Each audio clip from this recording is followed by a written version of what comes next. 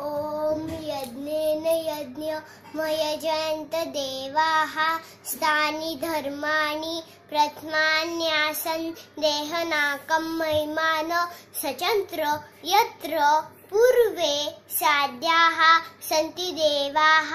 ॐ राजाधिराजाय प्रसह्यसाहिने नमो वयं वै श्रवणाय कुर्महे समे कामकामाय मह्यं कामेश्वरो वै श्रवणो ददातु।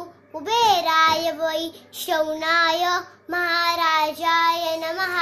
ॐ स्वस्ति राज्यं भौज्यं स्वराज्यं वैराज्यं पारमेष्ट्यं राज्यं महाराज्यं आधिपत्यमयं समन्तपर्या ईशत् सार्वभौम सर्वायुष अंतादा परार्धात पृथ्वी समुद्रपर्यन्ताया एकराइति तत्पेशश्लोको विगीतो मरुतक परिवेष्टारो मरुत्तस्य वसन्भुवे आविर्षितस्य कामप्रे विश्वे देवाः सभासदेति।